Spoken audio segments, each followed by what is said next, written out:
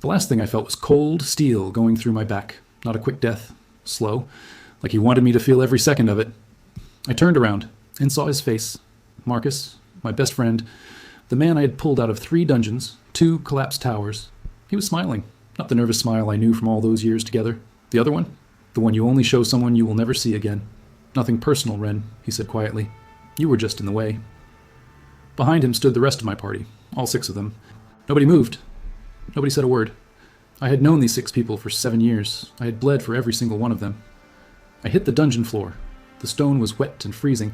I could feel the warmth leaving my hands, my chest, my face. Slowly. I thought about my sister back in the capital. I thought about the meal I had skipped that morning.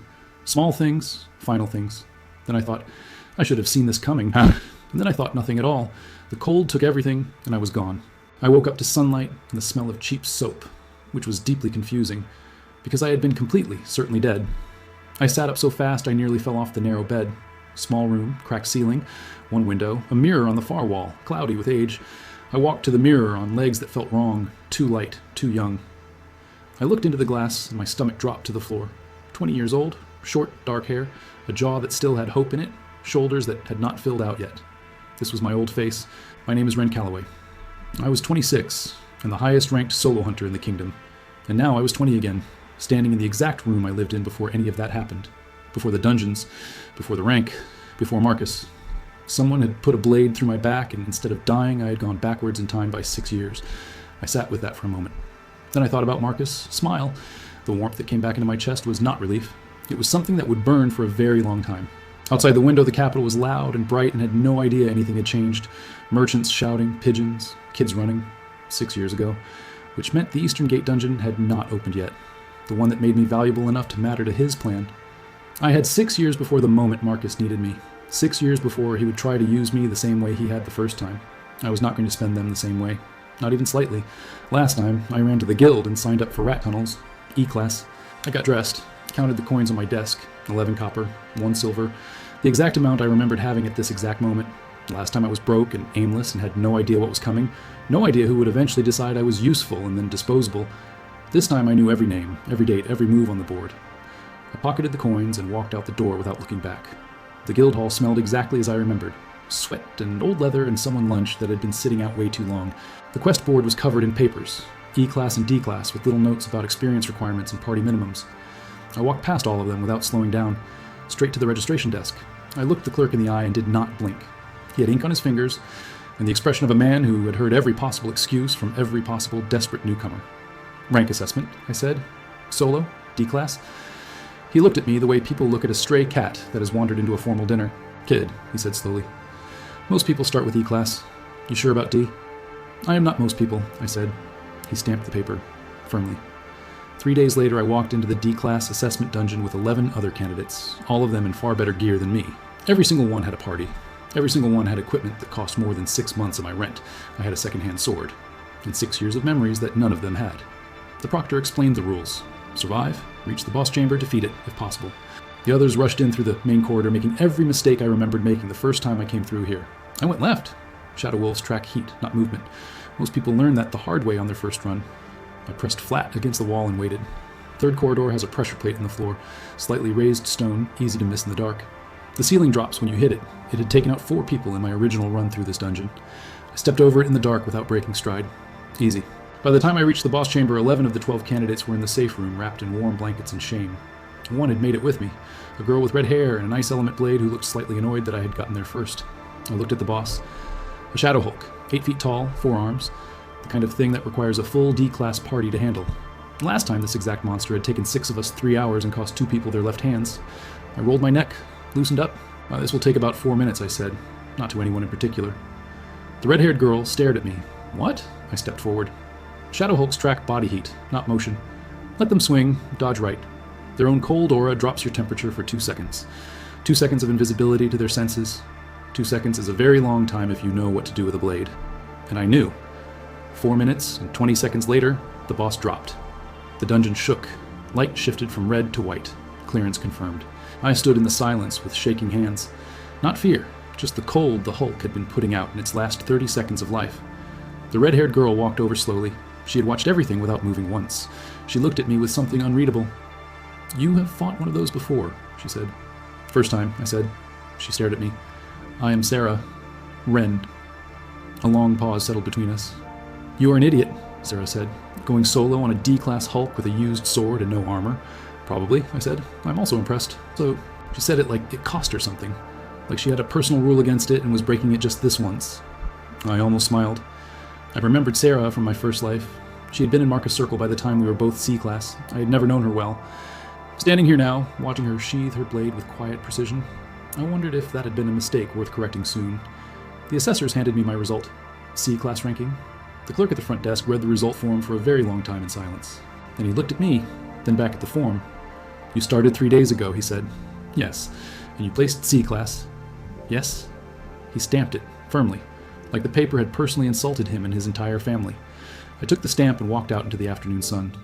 C-class meant better dungeons. Better dungeons meant rare materials. Rare materials meant real money, not 11 copper. Real money. It had taken me 4 years to reach C-class the first time around. I had just done it in 3 days. That math felt extremely good. I bought a proper meal and sat by the window of a small place near the east gate. Watched the city do what it always does outside. Somewhere in this city, Marcus was 22 years old and still called me his closest friend. Still thought I trusted him completely. I knew what he would become. I knew the exact conversation. The exact look on his face the moment he decided I was too useful to lose. I also knew the exact look on his face when he decided I was too dangerous to keep. I had watched it from the floor while I bled out. Let him build his plans. Let him move his pieces. Let him be the smartest man in every room he walks into. That was always his thing. I had 6 years, and this time I was going to build something so far ahead of him that by the time he turned around I would be gone. I finished every bite of that meal, paid, walked out into the street with 11 copper left and a C-class rank and a very long memory. The city moved around me loud and careless, full of people who had no idea the man walking among them had already died once before. That was fine. I was not here to be noticed yet. I was here to build something that no blade and no smile and no betrayal could touch. Marcus had 7 years of my trust and 6 years of my work. He used all of it and threw the rest away. He thought that was the end. He was wrong. This was not the end. This was not even close. This was just me at 20 years old, finally getting started for real. If you were Ren right now, what is the very first move you would make against Marcus? Tell me in the comments, right now. 6 months back in the timeline, and the party was moving north at a steady pace toward the Demon King's territory. We had cleared 14 dungeons together since the Ashen Vaults, 14 successful runs, 0 casualties, perfect record. From the outside, we looked exactly like what we had always been, a tight and trusted 5-person unit, reliable and strong. From the inside, I was watching every single one of them the way a craftsman watches a blade he is quietly sharpening against stone. Marcus had started checking on me more frequently than before. Subtle questions dropped into conversation like they cost him nothing. How was my mana recovery sitting? Whether I had been sleeping well, if I had noticed anything unusual about my system lately. He framed it as concern every time. He was very good at that. Concern and care wrapped cleanly around something entirely different underneath. I gave him nothing useful across every single one of those conversations. Tired answers, comfortable deflections, warm, grateful smiles. The Shadow Archive was growing steadily in the background the entire time. 12 separate recordings, stored and indexed by now. Small things mostly. A look held a fraction too long. A word chosen slightly too carefully. A hand moved away just a fraction too fast. None of it was enough to bring down anyone on its own, but all of it together was building into something that had real and growing weight. I'd learned something important in the first life about how betrayal actually works when you watch it from the inside of it. It is never one large and obvious thing. It is always 100 small things that each look like nothing at all standing completely alone. The people who get away with it are the ones whose targets never think to add the small things together into the full and complete picture. I was adding everything. Every single small thing, every word and gesture and calculated silence that thought it had gone unnoticed by me. The second major shift I made in those months was financial, quiet and methodical and completely beneath anyone's radar or attention. In my first life, I had pooled all my earnings with the group, every dungeon reward, every guild payment, shared equally without question. It felt like the right thing to do for a team. It felt like trust made visible and real and concrete between people who relied on each other. What it actually did was ensure that every resource I needed to survive was controlled by people who had already decided I was expendable. This time, I began splitting my individual earnings before they ever reached the group pool. Small amounts at first, nothing alarming. I opened a private account at the Valdrin Merchant Guild under a different name, Nail. One letter shifted, simple and completely clean. Every week I deposited a portion there quietly. Not enough to be noticed missing from the group calculations, just enough to accumulate. By the end of month 6, the private account held enough gold to fund 3 months of independent living without relying on anyone else. It was not about the money itself. It was about having options that existed completely outside the reach of the people around me. In my first life, I had no options the moment Marcus made his move. No resources, no allies, no fallback of any kind whatsoever available. This time, every single week, I was building one more option quietly, one more layer between myself and the position of having absolutely nothing.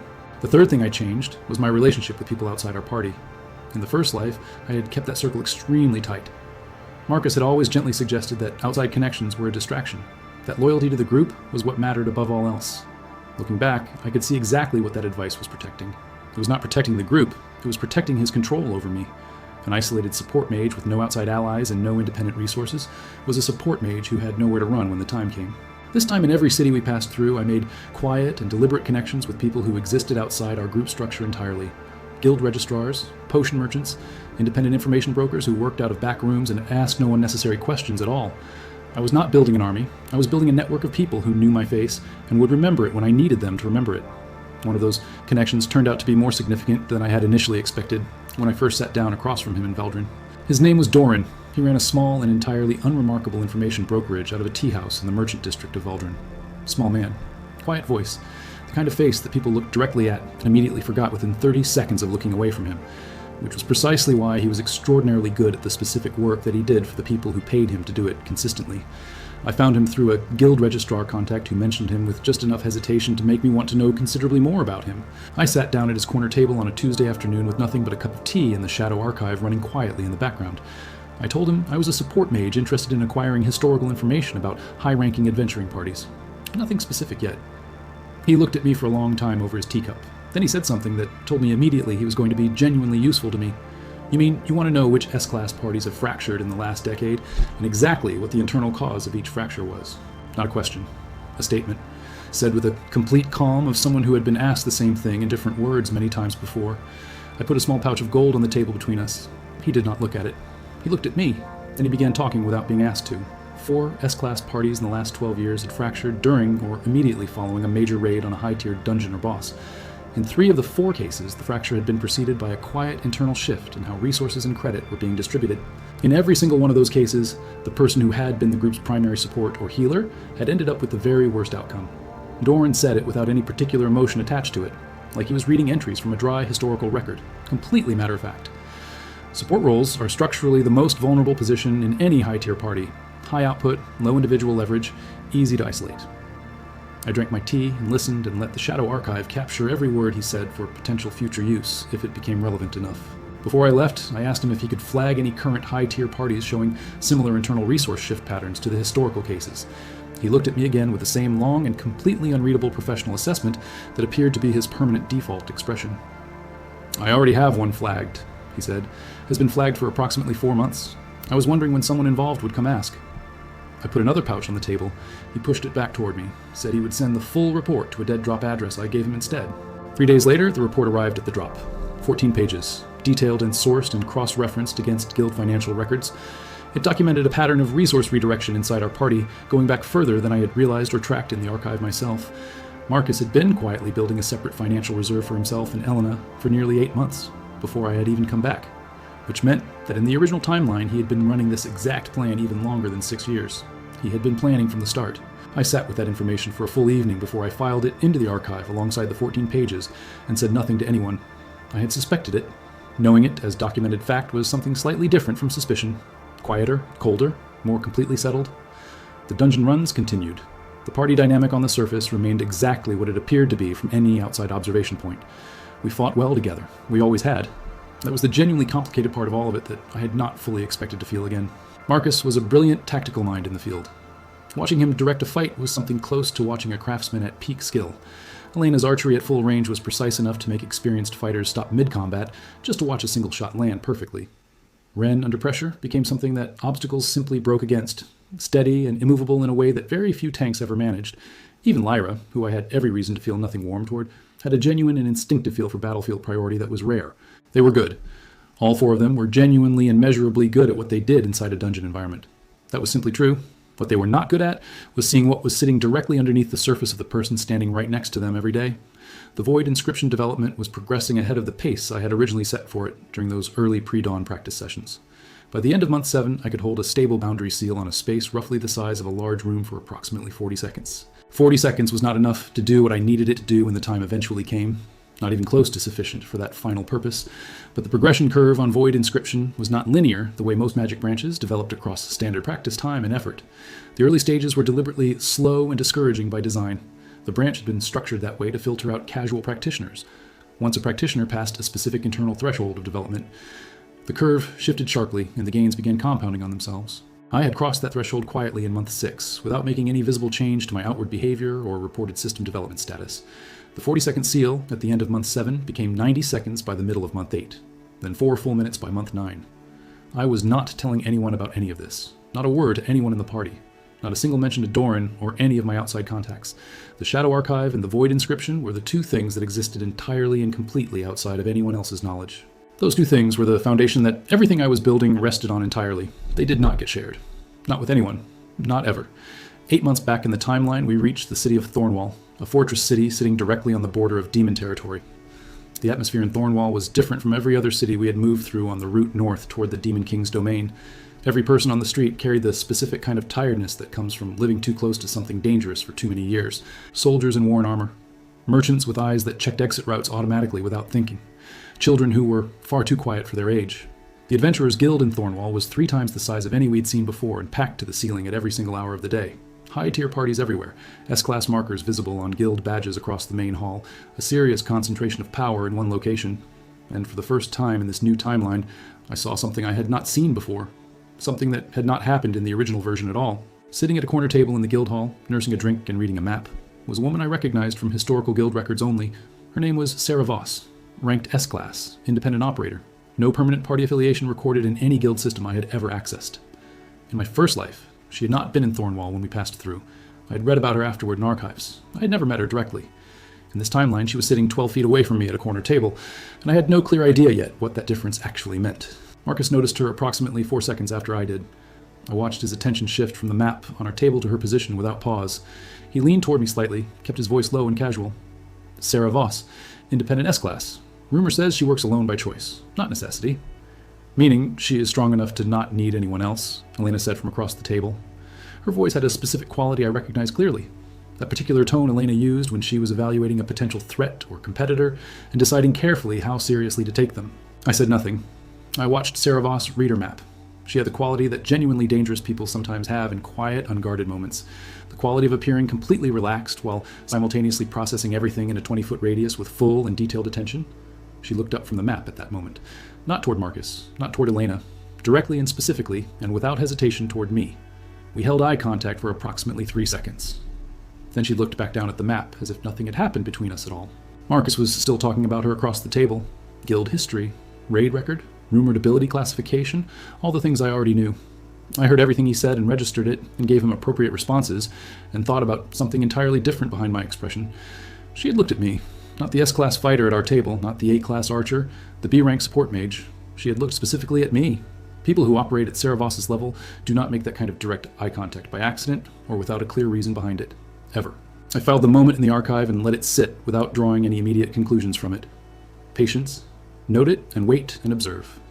The Guildmaster of Thornwall called a briefing for all S-class and A-class parties present in the city that evening at the main hall. Information had come in from scouts operating inside the outer ring of demon territory about a significant movement of forces. Worth attending. All 5 of us went. Sarah Voss was already at the back of the hall when we arrived, standing alone with her arms folded and her eyes moving steadily.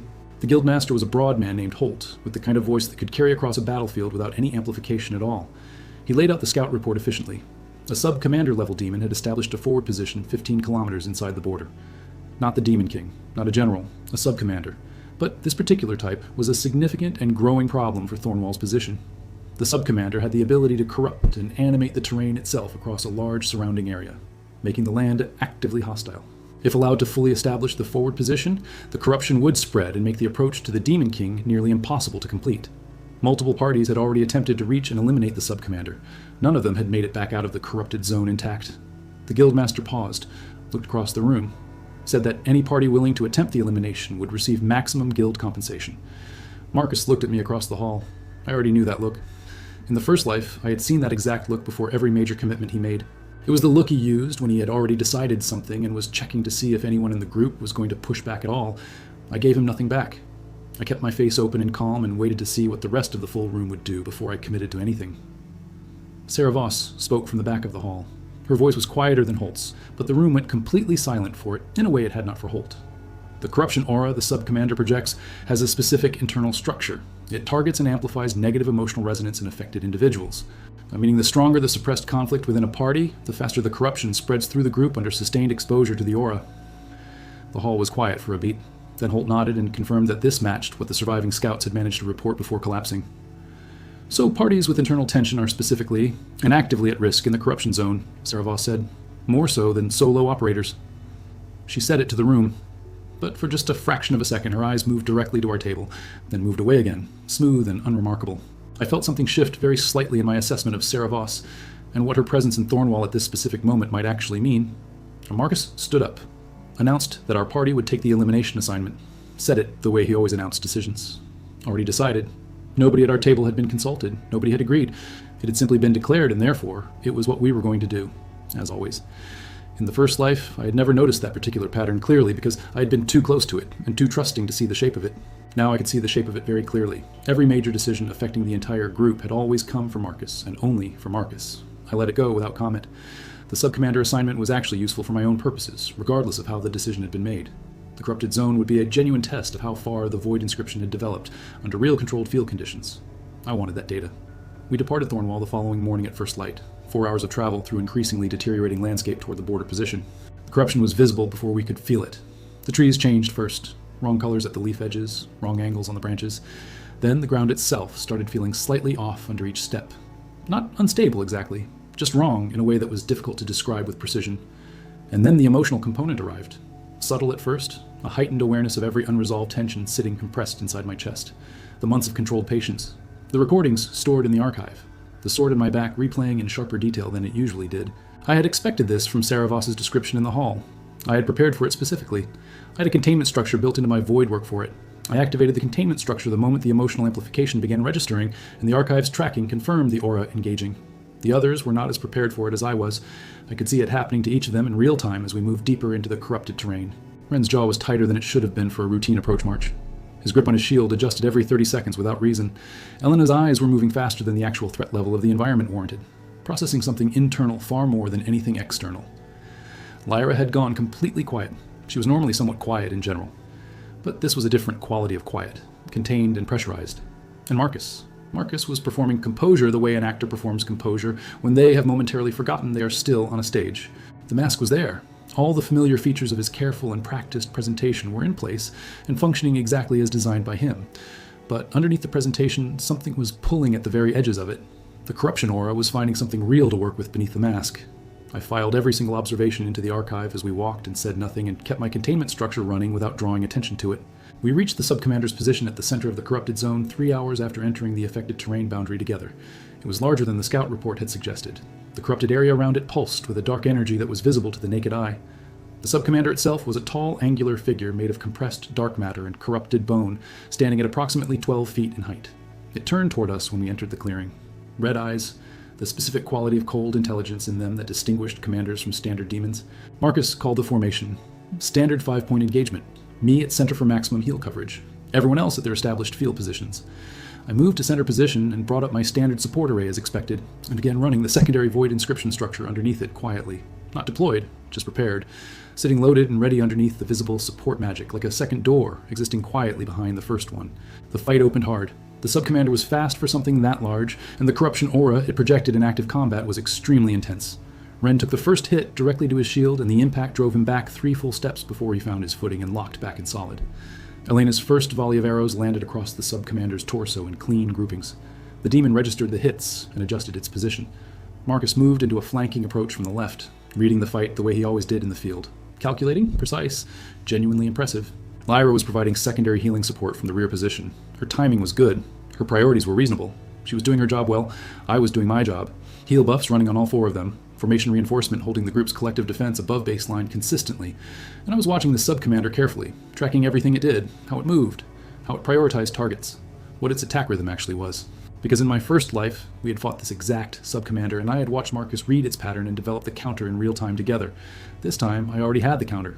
I had known it for 8 full months of preparation. I was watching to see if Marcus would arrive at it on his own. 12 minutes into the engagement, the Subcommander shifted tactics. It stopped targeting individuals and started targeting the formation gaps directly. Specifically the gap between my center position and Elena's rear left position, a gap that existed because of how Marcus had called the opening formation. In the first life, this shift had nearly broken the formation entirely before Marcus adapted the positioning in time to prevent a complete and total collapse. This time, when the Subcommander moved toward that gap, I shifted my position by 4 steps to the left before Marcus had finished calling the adjustment. The Subcommander's attack passed through the space I had just vacated and struck nothing. The formation held without requiring any emergency response at all. Marcus called the adjustment half a second after I had already moved and completed it. He stopped mid-call. He looked at me. He went back to the fight. That look lasted approximately 1 full second. But it held something I wanted to make absolutely certain I captured, so I flagged it directly in the archive. It was not suspicion exactly. It was the specific look of someone who has just seen something that does not fit the model they have been operating from. I filed it and kept moving and kept the formation support running without any interruption, and did not acknowledge the look in any visible way whatsoever. The Subcommander fell 17 minutes into the engagement. Marcus landed the final strike the way he always did, clean and deliberate and well-positioned. The corruption aura dissipated the moment the Subcommander collapsed completely. The weight pressing on every emotional fault line in the area lifted immediately. I watched the others come back to themselves as the aura released its grip on the amplified internal tensions it had been working with through the fight. Ren exhaled long and slow and rolled his shoulder carefully. Elena lowered her bow and spent a moment looking at the ground without saying anything at all. Lyra sat down on a corrupted root and stared at nothing for approximately 30 seconds before she visibly pulled herself back into the present moment. Marcus stood over the Subcommander's remains completely and perfectly still for a moment that lasted slightly longer than a clean victory usually required. Then he turned and looked at the group and smiled the wide and easy smile that meant he was putting the full performance back on after a brief slip. "Good work. Clean fight. The guild payout on this one is going to be very significant," he said, warm and inclusive and directed at all of us equally. I smiled back at him and meant none of it, and thought quietly about the 1 second look he'd given me when I moved before his call during the fight. That look was a data point, not a crisis, not a reason to change the pace or direction of anything I was building. Just a very clean data point, but data points accumulated over time, and at some point enough of them stopped being a collection and started being a complete and usable picture. We returned to Thornwall with the Sub-Commander's core crystal as proof of elimination. Holt paid the full compensation without delay or negotiation. The payout was the largest single reward our party had received in 8 months of work together. Marcus handled the distribution as he always did.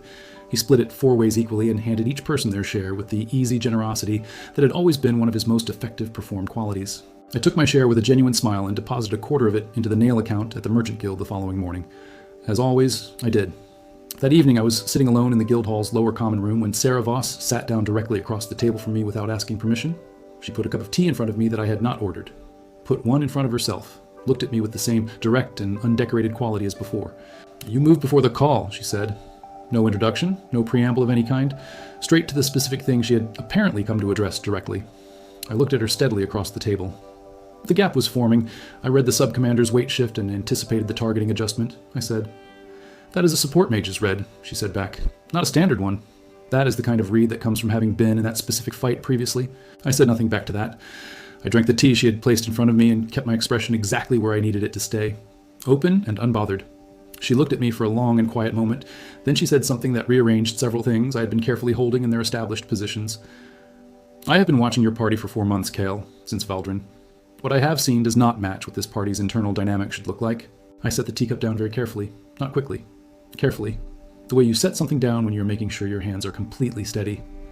"What specifically have you been watching for?" I asked her. The same calm voice, the same open expression, giving her nothing she had not already earned yet. "The support mage in a high-tier party carries the group," she said. "When something in the group is wrong, the support mage is always the first to know it, and the last to say anything.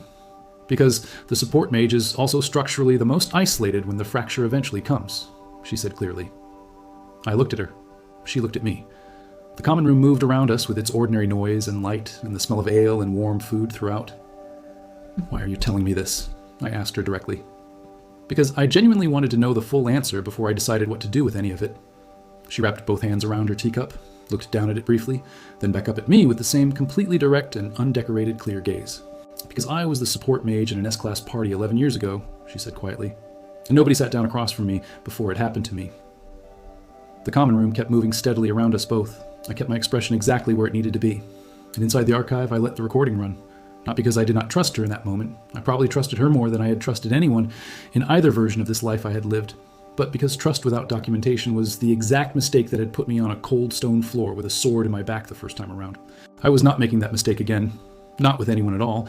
Not even with someone handing me something that genuinely felt like real honesty. I looked at Sarah Voss and thought about the fact that she had been watching our party for 4 full months without saying a word to anyone about it. And I thought about the fact that she had chosen this specific evening, in this specific location, to sit down and say something directly to me. There was a reason for the timing. There was always a reason for the timing when someone operated at the level she operated at professionally.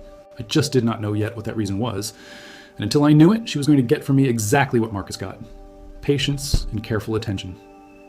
"Thank you for the tea," I said to her. I meant it completely. "I will think carefully about what you have said." And I smiled, and meant that too. She nodded once, picked up her cup, rose from the table, walked back toward the stairs without looking back at me even once on the way out. I sat in the common room for another full hour after she left. The archive was running. The void inscription was developing on schedule underground.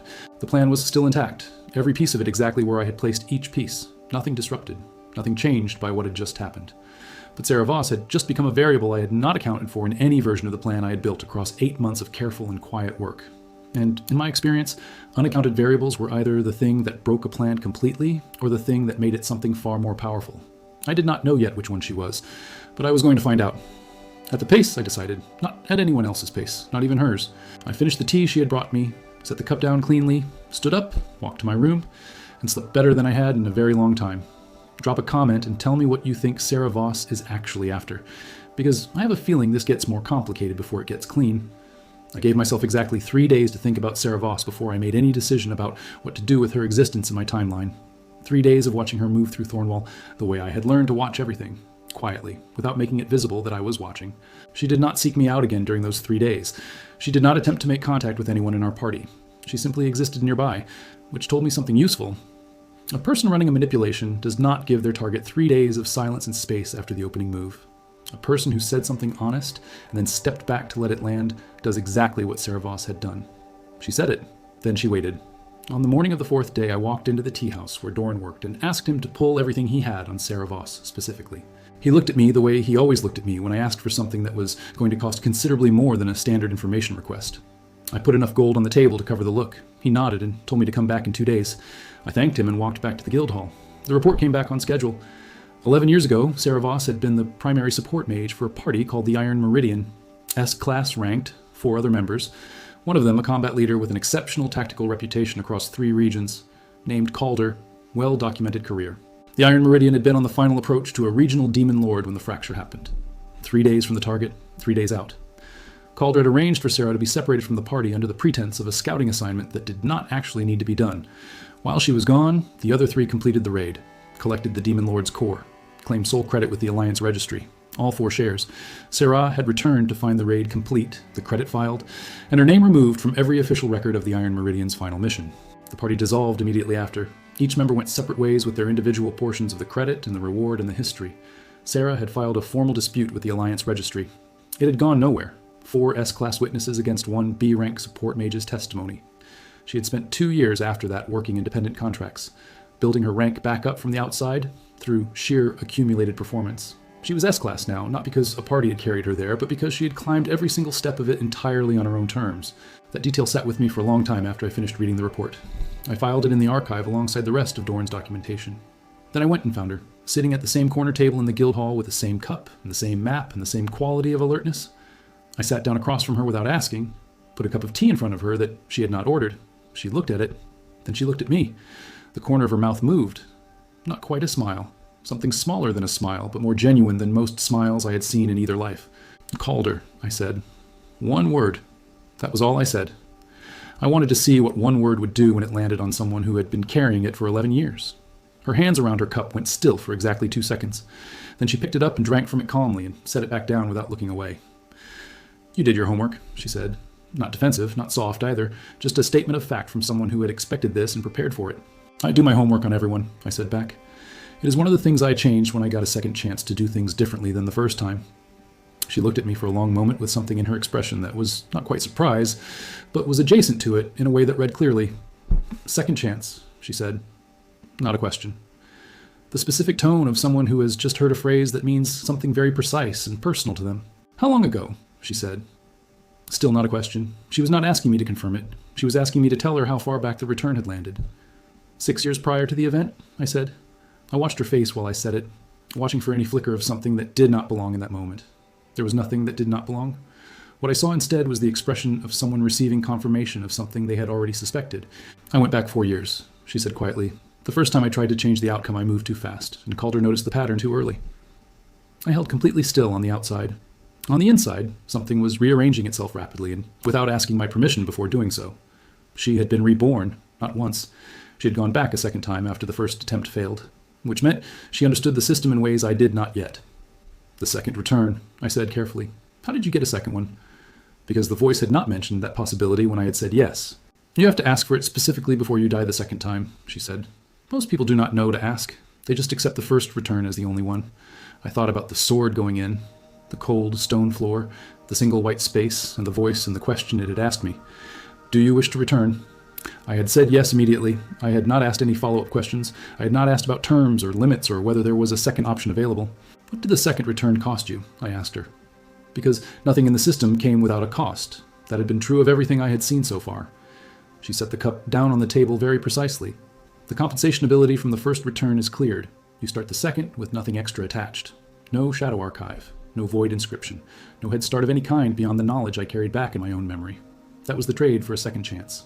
I thought about what I would have done without the archive and the inscription developing quietly underneath everything for 8 months of careful work. The answer was honest and uncomfortable. I would have been significantly more exposed at every step of what I had built so far. Not impossible, but exposed. Why are you here? I asked her. Meaning Thornwall specifically. Meaning our party specifically. Meaning this corner table and this cup of tea and this conversation. She looked out across the guild hall for a moment, the way a person looks at a room when they are organizing what they want to say before they say it. After my first return failed, I spent the second one studying how these fractures actually work. Not just my own case. All of them I could find records of. There is a pattern, she said. Not just in which parties fracture, in when they fracture and what the support mage does in the weeks before it happens. Now, the support mage always makes a move that tips the leader's hand earlier than the leader intended, not because the support mage planned it that way. Because the support mage starts quietly protecting themselves, and the leader reads the shift and decides to accelerate the timeline before the window closes. I was very still across the table from her, because what she had just described was exactly what I was doing, had been doing for 8 months of careful work. Your party leader has noticed something, she said. Not a question this time either, a statement from someone who had watched the timeline shift and read it. When did he notice? I asked. Keeping my voice at the same register it had been at for the entire conversation, calm and even and completely controlled. The dungeon, she said. When you moved before his call, that was the moment his internal timeline shifted. I was watching his face when it happened. I thought about the 1-second look Marcus had given me across the corrupted clearing after I had moved 4 steps ahead of his adjustment call. I had filed it as a data point. Sarah Voss was telling me it was not just a data point. It was a line being crossed from one phase of the plan to the next. How much time does this shift buy me before he makes a move? I asked her directly, because she had studied this in 2 lifetimes and I had studied it in 1. In every case I found, the leader moved within 90 days of detecting the pattern shift in the support mage, sometimes faster, never slower than 90. 90 days.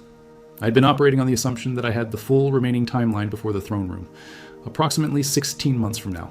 90 days compressed 16 months into something that required an entirely different kind of planning at an entirely different pace than I had been building. I did not let any of that show on my face. I picked up my teacup and drank from it and set it back down and looked at her steadily across the table. What do you want from me? I asked her. Because she had not come to this corner table twice to hand me information without something attached to the offering. She looked directly at me. The same undecorated quality she had shown me the first time she had sat down across from me. Nothing performed in it at all. I want to watch one of them lose, she said simply. I want to sit somewhere close enough to see the moment a person like Calder finally understands what they did. And you believe my situation gives you that opportunity? I said. Not unkindly, but directly, because direct was the only language that was useful between us. I believe your situation is the cleanest version of this I have ever seen, she said. And I believe you are further ahead in the preparation than anyone I have found. Found, I said. The word had a specific weight to it that I wanted to press on carefully. How many others have you found across the 2 timelines you have run? She was quiet for a moment. 3 others, all in the early stages of preparation. None of them had developed anything comparable to what you are running underneath. She did not know about the archive or the inscription specifically, but she had been watching long enough to read that something was running underneath the surface. That told me her observational ability was exceptional, and it told me that whatever she had built across 2 lifetimes of study was also worth taking seriously. I am not looking for a partner, I said. I'm not looking for anyone inside my preparation structure who can become a liability if the situation shifts. I'm not offering to be inside your structure, she said. I'm offering to be outside it, watching the parts you cannot watch because you are too close to them. I thought about Doran's report. 4 months of observations she had been running on our party before she had said a single word to me about any of it. She had already been doing exactly what she was offering to formalize. She had been doing it without being asked and without any compensation for 4 months. Which meant the offer was not really a new arrangement. It was making visible something that was already running, which was either honest or very sophisticated. What do you get from it? I said. Beyond watching him lose, specifically what do you gain from formalizing this into something between the two of us? She picked up her cup again, drank from it. The gesture of someone buying a moment to decide how honest to be about something they have already thought through fully. I get to test whether what I built across 2 returns is actually useful to someone who is inside the situation, she said, or whether it only works in theory. That was honest. More honest than I had expected from someone who had been running observations on my party for 4 months without saying anything about it.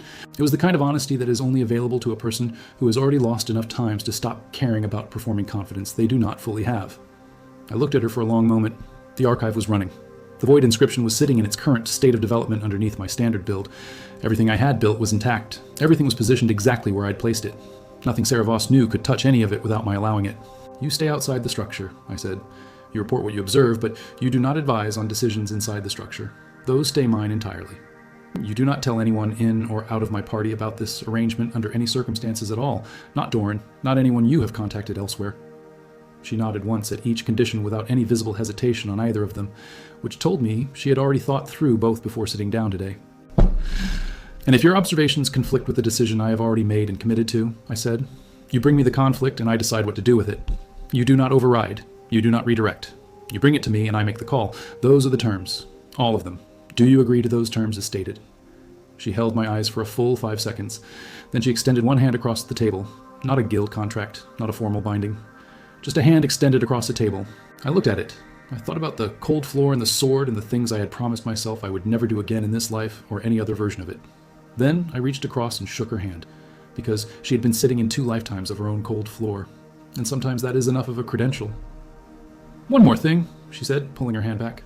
Marcus has already made contact with a freelance information broker in Thornwall. Not Doran, someone else. He is running his own observations, she said. On you specifically. He has been since the dungeon. You have approximately 60 days, not 90, maybe less. I picked up my teacup, drank the last of it, set it down very carefully on the table in front of me. 60 days to collapse 16 months of remaining timeline. Good, I said, because it was. 60 days meant he was more worried about the shift than 90 days would have suggested. Worried was better than comfortable. Worried people move faster than they should. Worried people make mistakes that comfortable people would never make. Worried was exactly where I needed him. I stood up from the table, looked at Sarah Voss one last time. I will be in touch, I said. Wait for contact from me. Do not initiate until you hear from me first. She nodded. I walked out of the tea house and back into the street and let the cold morning air of Thornwall hit me directly in the face. 60 days. Good. The void inscription had 4 minutes of hold time at current development. I needed at minimum 12 to do what I was planning for the throne room moment. 16 months of gradual development had just become 60 days of accelerated work that could not become visible to anyone watching me from the outside. That was the puzzle. Push the inscription harder, without changing the observable signature of my system output in any way Marcus or his broker could detect. I had spent 8 months learning to develop it slowly and invisibly. Now I needed to develop it fast and keep it invisible at the same time. Different problem. I went back to the guild hall and sat down at an empty table in the corner, farthest from the entrance, and pulled out the system architecture notes I kept in code. 3 hours later, I had a revised development schedule that was aggressive enough to reach 12 minutes of hold time in 50 days if everything held to pace. 10 days of buffer before Marcus's estimated 60-day window closed. 10 days was thin. 10 days was the kind of margin that required everything to go right. In my first life, nothing had ever gone exactly right at the margins. But in my first life, I had also not known what was coming before it was already happening. Knowledge was not everything, but it was the difference between 10 days of buffer and 0 days of buffer. I would take 10 days and make them count for more. That evening, Marcus came to find me in the common room, sat down across from me with 2 drinks, set one in front of me with the easy warmth he had always carried. You seem distracted today, he said, concern in the voice, genuine sounding, the kind of genuine that had fooled me completely for 6 years the first time. Just tired, I said, the same answer I always gave him, comfortable and familiar and completely unrevealing. The corrupted zone took more out of me than I expected. He nodded, drank from his cup, looked at me with the warm attention of someone who cared very much about the person sitting across from them. Very convincing. The rank assessor in Valdrin, he said, casually, do casually. You went before the rest of us that morning. I saw you leaving the tower when we arrived." I had not known he'd seen that. 8 months ago, I'd believed I'd gotten in and out before anyone was moving. I'd been wrong about that specific detail. The archive logged the moment automatically. I kept my expression exactly where it had been before he said it. Mildly tired, relaxed. Nothing changed in my face. "I wanted to get it done early," I said. "I do not like waiting in queues. You know how the queue builds up at the tower after the first morning hour." Small laugh. He smiled back. "Same result, though. B rank support. Exactly where you belong for what we are doing," said warmly. Said with complete and practiced believability. Exactly where you belong. 8 months ago, I had heard that sentence and noted it. Tonight, hearing it again, I understood with perfect clarity what it was telling me. He was checking whether the Valdrin visit had produced anything different from the B rank result he had seen on the official group sheet that afternoon. He was checking. "Exactly where I belong," I agreed pleasantly, and smiled at him, and lifted my cup toward him in a small toast. It meant absolutely nothing that any of it said. He stayed for another 20 minutes, making easy conversation about the Subcommander raid and the next phase of the route north and the Guild's compensation timeline. I gave him 20 minutes of the loyal and tired and completely transparent support mage he had always known. Every familiar beat of it exactly where he expected it. When he left, I sat in the common room for a while longer. The archive was running. The development schedule was written in code in my pocket. 50 days of work ahead. He had seen me at the tower. He had been carrying that observation for 8 months and had just now decided to surface it gently and watch what it produced in me. That was not the behavior of someone who was comfortable. That was the behavior of someone running a careful and specific test on a target they were beginning to doubt. Sarah Voss had said 60 days. After tonight, I was adjusting that estimate downward on my own. 50 days, maybe 45, if he moved the way worried people moved. I stood up from the table, walked to my room, sat down on the edge of the bed in the dark and ran through the revised development schedule one more time from the beginning. 12 minutes of void inscription hold time, 50 days, maximum. Marcus watching from closer than I had known. Sarah Voss watching the parts I could not watch myself. The plan was still intact. The foundation was still solid. Every piece was still exactly where I had placed it across 8 months of quiet and careful and patient work. But the pace had just changed, and when the pace changes, everything that was built for one speed has to be checked to make sure it still holds at a faster one. I checked it, all of it. From the first day's decisions through to the revised schedule I had written that afternoon. Everything held. Nothing had shifted or cracked. Good. I lay back on the bed and stared at the dark ceiling above me and thought about Marcus carrying 8 months of that observation without surfacing it until tonight. He was patient. I'd always known he was patient. But 8 months of holding a specific observation before testing it quietly was a level of patience worth respecting. Even now, even knowing exactly what he was and what he had done and what he was planning to do when he decided the moment was right and the window was fully open. I could respect the patience and still intend to take everything from him completely. Those two things did not conflict with each other in any way at all. Not even slightly. 45 days? Maybe less. The margin was thinning. The pace was accelerating. And for the first time since coming back, I felt something close to actual urgency. Not fear, not panic. Just the specific, sharp feeling of a timeline compressing around a plan, and the clarity that comes with knowing you have to move more precisely now. I had been built for this exact feeling across 6 years of the first life and 8 months of the second one. I knew what to do with it. I always had. Drop a comment and tell me, do you think Marcus already knows what Kale is building underneath? Because after tonight, I'm starting to think he might be closer than I thought. Day 1 of the accelerated schedule. I woke up 2 hours before dawn and sat in the dark and started working on the inscription immediately. No warm-up. No gradual entry into it the way I had been doing across the previous 8 months of careful and deliberately paced development. I pushed straight to the edge of what the current development level could hold, and then pushed past that edge by a fraction and held it there. It hurt. Not physical pain exactly. More like the specific pressure of a muscle being asked to work at a load it has not been trained for yet. 4 minutes and 12 seconds. Before the boundary collapsed, I noted it. Reset. Pushed again. 4 minutes and 19 seconds the second time. Small gains. But the progression curve on void inscription compounded on itself past the threshold I had already crossed. Small gains built fast. I worked for 2 hours before the camp began to stir. Stopped before anyone was moving. Walked to breakfast, looking exactly as tired as I always did. Marcus was already at the table when I arrived. He looked up at me with the warm and easy attention he had been wearing more consistently since our conversation. "You look like you did not sleep well," he said. Concern in the voice, the practiced kind that was indistinguishable from the real kind to most people. "Dungeon fatigue catching up," I said. Sat down. Ate. Gave him nothing useful and everything expected and moved through the morning without incident. This became the rhythm of the days that followed. 2 hours before dawn. Push the inscription. Note the gain. Reset. Stop before anyone stirred. Day 4. I hit 5 minutes of hold time. Day 8, I hit 6.5. The compounding curve was running faster than my revised schedule had projected, which was good. and also meant I had to recalibrate the projection upward so I did not overshoot the target and push into range that became visible. A void inscriptionist at 12 minutes of hold time had a detectably different system signature from one at 4 minutes. Detectable meant dangerous. I needed to hit 12 and stop there, not exceed it, not by a second. Stop exactly at the threshold and hold it flat until the moment I needed it. That required a precision of development control I had not needed to think about when the pace was slow and the gains were small and the timeline was long. Now the pace was fast and the gains were compounding and the timeline was 45 days. And I needed to be precise in a way that left no visible trace. I spent day 9 building a compression structure into the inscription framework, a ceiling on the outward signature regardless of the internal development level. It took most of the 2 pre-dawn hours to construct, and another full session 2 days later to stabilize it into something reliable and consistent. But when it held cleanly. The outward signature of my system stayed exactly where it had been when Marcus had last had cause to look at it directly. Underneath the compression ceiling, the inscription was developing at a pace that would have made the Valdrin assessor write a different kind of private note. On day 11, Sarah Voss made contact through a dead drop location she had established without being asked and without needing to be told how to do it. The note was brief, 8 words. He met with the broker again, 3rd time, accelerating. That was the entire content of the note, nothing else attached. 3rd meeting in 11 days.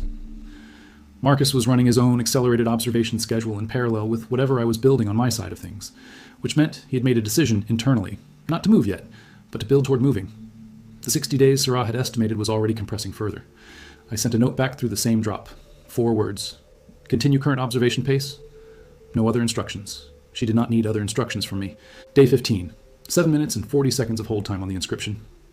The compression ceiling was holding the outward signature flat and clean.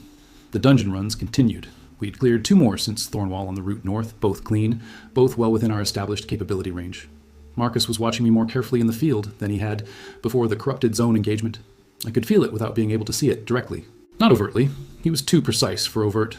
But the quality of his attention in the field had shifted in the specific way that attention shifts when it becomes surveillance. I used it. Every time I felt his attention on me, I gave him something to feel comfortable about. A beat-late response. A mana calculation that looked slightly cautious.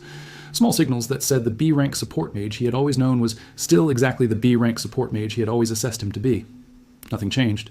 He was watching, and I was performing for the watch, and underneath the performance the inscription was building toward 12 minutes at a pace he could not see.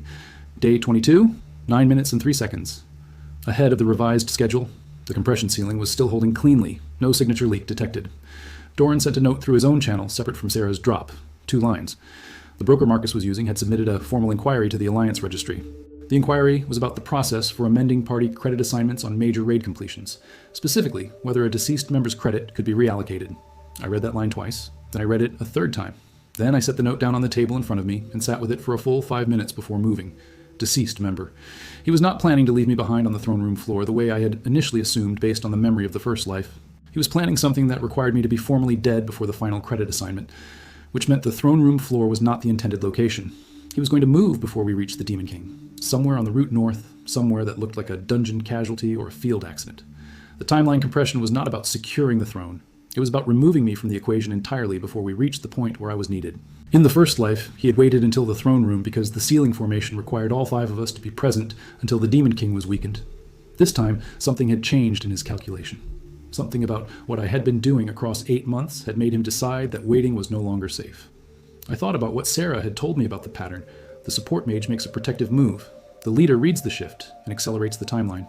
I had done exactly that. And Marcus had read exactly what Sarah predicted a leader would read from it, and now he was moving faster and toward a different target. I sent a note to Sarah through the drop. 1 question only. Where on the route north does the pattern typically place the acceleration event? Approximate location. Her response came back within 6 hours, between the 2nd and 3rd major waypoint, where the party is most isolated from guild support and outside witnesses. We were 4 days from the 2nd major waypoint, which put the window somewhere between day 4 and day 12 from our current position on the route. I sat with those numbers for an evening. Then I rebuilt the entire remaining plan from a different foundation than the one I had been building on since month 1. The throne room plan assumed I would be alive to reach the throne room. That assumption had just been removed from the equation by the broker inquiry document. What I needed now was not a plan for the throne room. What I needed was a plan for the window between the 2nd and 3rd waypoints. A completely different thing. The void inscription at 9 minutes was not built for the scenario I was now planning toward. The throne room was a room, a known space, a controlled environment. The window between waypoints could be anywhere. A dungeon corridor, a camp at night, a narrow path through terrain that made a casualty look like an ordinary risk. I needed the inscription to work in an unknown space at an unknown moment without any preparation time and without access to a pre-established anchor point, which was a significantly harder application of the technique than anything I had been training for. Different muscle, different problem, 15 days to learn it. I adjusted the pre-dawn sessions, stopped building toward 12 minutes on known space holds, started drilling deployment in unknown and unprepared spatial conditions. The first 3 sessions were genuinely terrible. The inscription in unknown space without anchoring collapsed in under 90 seconds every single time I attempted it, which told me the technique I had been developing was anchor-dependent in ways I had not fully understood when I was building it toward a known target environment. Day 25. Still struggling with the unanchored deployment. The compression ceiling was holding, the external signature was flat, but the technique was not ready. I sent a different kind of note to Sarah. Not through the drop. I went to find her in person in the tea house and sat down across from her without any preamble. The inscription, I said. I need to know if you have ever seen documentation on field deployment without a pre-established anchor. Any records from either return. She looked at me for a moment, reading the shift in what I was asking versus what I had been building toward when she had first made contact with me in the guild hall. He changed the location, she said. Not a question. She had already read the updated timeline from whatever she had been observing in her position outside the structure. The broker inquiry, I said. She nodded. She had seen it too through her own channels, which meant she had been sitting on that information and waiting for me to surface it. You knew, I said, and you waited for me to come to you with it instead of sending it through the drop. I kept my voice at the same register, calm and level. You told me the decisions inside the structure were yours, she said. Surfacing that information would have been advising on a decision. I held to the terms we agreed on. I looked at her for a moment. She had held exactly to the terms I had set, even when holding to them meant watching me operate with incomplete information for 4 days. That told me something about Sarah Voss that nothing else had told me quite as clearly across everything I had read and observed about her since Thornwall. The unanchored deployment, I said. Do you have anything on it? Because the moment for debating the terms was over. The problem was the problem, and time was the resource. She reached into her coat and put a folded set of papers on the table in front of me. Handwritten, dense notation, the kind of writing that accumulates over years. My notes from the first return, she said. I developed an unanchored field application after Calder moved up the timeline in that version of the run. It failed. But the failure documentation is detailed, she said. Every failure point is noted. If your base development is far enough ahead of where mine was, the failure points may not apply. I picked up the papers, read through the first 3 pages while she sat across from me and drank her tea and did not fill the silence with anything unnecessary. The failure points were exactly where I would have predicted them based on my own 3 days of unsuccessful sessions. Anchor dependency was the core problem throughout.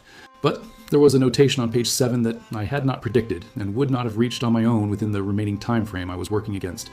She had found a workaround, not a full solution, a workaround. You could create a temporary anchor in real time by using a personal object as a resonance point, not an external spatial anchor, an internal one, something the practitioner carried that had been exposed to sustained inscription practice long enough to hold a partial imprint. I thought about the small notebook I carried that I had been using for development notes since month 1. 8 months of pre-dawn sessions with it sitting beside me, 8 months of sustained inscription practice within arm's reach of that notebook. It was not a formal anchor, but it might be close enough to function as Sarah's workaround. The resonance object, I said. How long does the temporary anchor hold before the imprint degrades under field conditions without a stable spatial foundation? In my test, it held for 4 minutes and 20 seconds before degrading, she said. My base development at the time was approximately 6 minutes of hold time. My base development was currently 9 minutes in building. The ratio suggested the temporary anchor might hold for 6 to 7 minutes in field conditions, not 12 minutes, not the controlled environment threshold I had been building toward for the throne room scenario. But 6 to 7 minutes was workable. 6 to 7 minutes was enough to do what needed to be done in an outdoor or dungeon corridor environment if I deployed it at exactly the right moment. If I missed the deployment window by more than a few seconds in either direction, the temporary anchor would either not be in place or would have already started degrading.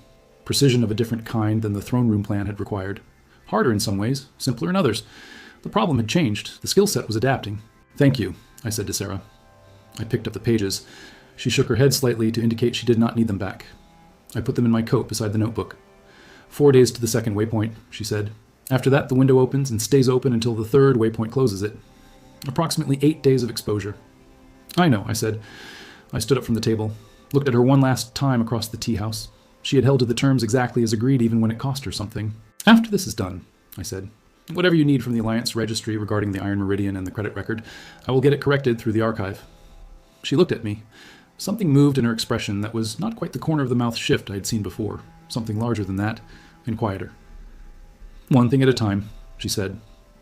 I nodded, walked out, went back to the guild hall, and spent the remaining daylight hours drilling the notebook-anchored deployment. Day 26, temporary anchor held for 5 minutes and 51 seconds in unanchored field conditions, ahead of Sarah's ratio projection by a small but real margin. Day 28, 6 minutes and 8 seconds. The compression ceiling was still flat. The external signature was still reading exactly as expected to any outside observer. Day 31. We reached the second waypoint, a supply outpost called Greyvale, sitting at the edge of the northern forest that marked the beginning of the final approach corridor. Marcus managed the resupply with the smooth efficiency he brought to every logistical task. Organized, thorough, warm with the outpost staff in the way that cost him nothing. I watched him work and thought about the broker inquiry and the amended credit language and the 8 days of exposure window that had just opened around us. Elena was quieter than usual in Greyvale. She had been growing quieter by increments across the previous 2 weeks in a way that the corruption zone's emotional amplification had started. She was not stupid. She had never been stupid. She was a person who had made a calculation and was living with the weight of it in the way that calculation sometimes sat. Ren was the same as he had always been. Steady and uncomplicated in the way that people who are good at one clear thing and do not think too hard past it tend to be. Lyra watched me more than she used to, not the way Marcus watched me. A different quality, more like someone who was beginning to wonder if they had read a situation incorrectly. I gave none of them anything different from what they had always gotten from me. The same patterns, the same rhythms, the same warm and reliable and completely transparent face. We departed Greyvale on the morning of Day 32 and moved into the Northern Forest corridor. Day 1 of the 8-day exposure window had officially begun. The forest was dense, and the path was narrow, and the light through the canopy had the specific quality of light that made everything feel slightly more isolated than it was. Marcus chose the order of the march, himself at point. Ren directly behind him, Elena and Lyra in the middle, me at the rear position in a narrow corridor. In the first life, he had always put me at the rear on narrow corridor marches. I had thought it was a tactical placement chosen for heel coverage optimization. In the context of what I now knew, the rear placement meant something structurally different. The rear was the position that was hardest for the others to monitor directly. I noted it, filed it, adjusted the notebook's position in my coat so that the deployment reach was optimized for a rear position draw if the moment came while moving. The archive was running on a continuous loop rather than selective capture mode. Everything from this point forward was being stored in full regardless of apparent significance. Day 33, nothing. Day 34, nothing. The march was clean and uneventful, and Marcus was exactly the point leader he had always been. Calm and precise. Day 35. We camped in a clearing that the route maps marked as a standard rest point approximately midway through the corridor section of the northern forest. Marcus set up camp with the same efficiency he brought to everything. Fire placement, watch rotation, tent positioning, all of it exactly as it had always been done. He assigned me the second watch, 3 hours, in the middle of the night, the watch where fatigue was highest and attention was lowest and the forest was most completely dark. I noted the watch assignment without any visible reaction. Took my position at the edge of the camp when the first watch ended and the second began. Notebook in my coat. The forest was dark and the fire was low and the 3 hours stretched out ahead of me with the specific quality of time that moves differently when something is coming. I did not know if tonight was the night. I would not know until it was happening. That was the nature of the unanchored deployment problem. You had to be ready without knowing when. The archive was running. The notebook was positioned. The inscription was sitting at 9 minutes of base development with a 6 to 7 minute temporary anchor sealing in field conditions. 2 hours and 40 minutes into the second watch. I heard Marcus's tent move, not loudly. The specific quiet of someone who is moving with deliberate and practiced care. I did not turn toward the sound immediately. I kept my eyes on the forest in front of me and adjusted my posture by a fraction and put my right hand against the notebook. The partial imprint activated on contact. The temporary anchor began establishing itself. 6 to 7 minutes from this moment before it started degrading. Clock running. Footsteps behind me. Slow, measured. The footsteps of someone who was very good at moving quietly and who had been thinking about this specific moment for a long time. I'd been thinking about it for 32 days. He had been thinking about it for longer than that. We had both arrived here from different directions with different preparations. The difference was that he did not know I had arrived at all. He thought he was approaching a target who was exactly what the B-rank support mage had always appeared to be. 12 feet, then 8, then 5. I could hear his breathing now, controlled and steady in the way that breathing is controlled when a person is managing themselves through something. At 4 feet, I turned around, not fast, not aggressive, just turned around the way you turn to check something you heard behind you, calm and completely ordinary. Marcus stopped moving. We were 4 feet apart in the dark at the edge of a camp where 3 people were asleep, and one of them had been planning this for longer than he would admit. He was holding a blade, short, the kind designed for quick and quiet work in close quarters. Not the enchanted sword, something else, something chosen specifically for tonight. We looked at each other in the dark. For 1 full second, neither of us said anything at all. The anchor was holding. The clock was running. 5 minutes and 40 seconds remaining. "Kyle," he said. The same voice. The same quality of warmth in it that had sat across from me in taverns and campsites across 6 years of the first life and 8 months of the second. "Marcus?" I said back. The same register I had used across every single one of those taverns and campsites. Nothing different. Nothing that said I was anything except surprised. "I am sorry," he said. And I believe that he meant it in the specific and limited way that people mean things when the meaning does not change what they have already decided to do. "I know," I said. And then I activated the inscription with the temporary anchor at full deployment. Not a room seal, a personal boundary. A bubble of void space around us both. The world outside the boundary went silent. Not dark, not distorted, just sealed. Sound contained, movement within the bubble normal. Movement out of the bubble impossible. Marcus felt it immediately. He had enough system awareness to know when something fundamental had changed in the space around him. His posture shifted. He looked at the air beside him. "What is this?" he said. The warmth had left the voice. What was underneath it was not cold exactly, more like the specific clarity of someone processing a situation that has inverted. "This is me," I said. "The version of me that you did not see building underneath the version you thought you knew. I have been developing this for 8 months. Since the beginning of this timeline," I said, "since the first morning back in that tavern when I smiled at you and meant none of it, and started laying the foundation for this specific moment." He looked at me. The blade was still in his hand. He was too experienced and too precise to make a panicked move when a situation inverted. He was processing, recalculating. "You knew?" he said. "You came back knowing." It was not a question. It was the specific statement of someone whose entire plan has just revealed itself to have been built on a false foundation. 6 years prior," I said. "I have known everything you were going to do from the first evening in that tavern. Every conversation, every careful question, every observation you ran on me. The broker inquiry," I said. "The amended credit language, the rear position on the march, the second watch assignment. I've had all of it documented in the archive since it happened." I reached into my coat and held up the small device that the Shadow Archive used for physical output when needed. 12 entries, indexed and dated. Every piece of it clean and sourced. He looked at it. He was very still. The recalculation was running behind his eyes at the speed of someone who is genuinely good at recalculating when situations inverted on them. "The archive," he said. "That is the compensation ability." Not asking. Confirming. Filling in the architecture of what had been sitting underneath everything he'd been observing for months. "One of the two," I said. "The other one you will see, demonstrated when I remove this boundary, and you discover that you cannot raise that blade toward me or anyone in this party again." The void inscription at full anchor deployment did not just seal a space. It could be used to write a single permanent instruction into the spatial record of a specific individual. Not a curse, not a damage effect. A structural prohibition. One instruction, permanently embedded. The person it was written on could no longer physically complete the prohibited action. I had been building toward this application since month 3 when I had first read the full capability documentation in the inscription's system architecture. It was the actual target, not the throne room, not a dramatic confrontation in front of witnesses.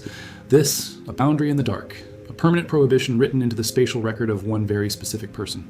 Marcus could not raise a blade against anyone in our party, could not arrange for anyone else to do it, could not file false credit claims against any living party member. 3 prohibitions, written clean and permanent into the architecture of the void boundary as it collapsed back into the inscription and sealed itself into the record. 4 minutes and 11 seconds used. The boundary dissolved. The forest sounds returned around us. The camp was exactly as it had been. 3 people asleep, fire low, dark trees in every direction. Marcus stood 4 feet from me with a blade in his hand and an expression I had never seen on his face in 6 years of the first life or 8 months of the second one. Not anger, not fear. The specific expression of a person who has just understood the complete shape of something that had been sitting next to them without their knowledge the entire time. He tried to raise the blade. His arm did not complete the motion. The prohibition held exactly as the architecture said it would. He looked at his own arm with the expression still in place. "So it is permanent," I said. "All 3 of them. You can verify that with any system assessor you choose. I would recommend the one in Valdrin. She is thorough and she does not share records." He lowered the arm, stood there in the dark. The blade hung at his side, and then he set it down on the ground between us with a precision that looked like the only control he had left. "What do you want?" he said. His voice was steady. I gave him credit for that. Most people would not have been steady at this specific moment in this specific situation after this. "I already have what I want," I said. "The documentation is filed with 3 separate external parties. The prohibitions are written and permanent. I do not need anything further from you." "Then what happens now?" he said. Because he was a person who needed to understand the new structure once the old one had collapsed. That was who he had always fundamentally been. "Now we finish the route north," I said. "We reach the Demon King. We complete the formation seal. We win. And you do it because the prohibitions require you to complete the mission." "The formation requires all 5 of us," I said, "which means the prohibitions include any action that would prevent the formation from completing. You are structurally required to see this through." He stood in the dark and was very still for a long moment. The kind of stillness that is not peace, the kind that is the aftermath of a structure that was years in the building finally coming down. "The throne room," he said quietly. "In another version of this, you were on the floor." Not a question. He had understood enough from everything I had said to fill in the shape of it. I was on the floor, I said. You smiled while you did it. I have thought about that smile every day of the 8 months since I came back to this timeline. Every single day. He said nothing. There was nothing to say to that. We both knew it. The forest was dark and quiet, and the fire was low, and 3 people were asleep, and we stood 4 feet apart in all of it. Go back to your tent, I said. Get some sleep. We move at first light. The formation still needs all 5 of us, and the Demon King is not going to wait for us to finish processing this. He picked up the blade from the ground, put it away, looked at me one more time, with the expression that was still sitting on his face. Then he turned and walked back to his tent. I watched him go. Then I turned back to the forest in the dark in the last 40 minutes of the second watch, and let the archive run in full capture mode on the silence around me. 6 years of the first life, 8 months of the second one. 32 days of accelerated work against a compressed timeline and a target who had been planning for longer than I had known. The Void inscription had held. The archive was complete. The 3 prohibitions were written. The documentation was filed with Doran and Sarah and a third party I had arranged in Greyville. The plan was finished. Every piece of it had held at the faster pace. Nothing had cracked under the compression. The margin had been thin, but the margin had been enough. I thought about the throne room floor in the first life. The cold of the stone, the gold light wrapping around Marcus as he sat down, the sword going in, the smile. And I thought about what Elena had looked like tonight asleep in her tent. And Ren, and even Lyra, people who had made calculations and were living with the weight of them. The prohibitions covered Marcus. They did not cover the others. That was a different set of decisions for a different part of the timeline. Not tonight. Tonight was finished. I finished the second watch. Woke the third watch. Went to my tent. Lay down on the ground in the northern forest with the notebook in my coat and the archive indexed and current. I did not sleep immediately. I lay there and thought about Sarah Voss sitting in a tea house in Thornwall with a map she had been reading for 2 lifetimes. I would send her a note through the drop in the morning. 2 words. That was all that was needed. She would understand exactly what those 2 words meant when she received them. The note would read, "It held," and then we would see what came next. Because the Demon King was still north of us, and the formation still needed all 5, and the story was not finished. But tonight it held, every piece of it, all the way down to the last carefully placed fragment. And for the first time in 2 versions of this life, I slept without anything waiting behind my eyes. If you made it all the way to the end of Kale's story, drop a comment. Would you have trusted Sarah? And do you think Marcus deserved what he got, or should Kale have gone further?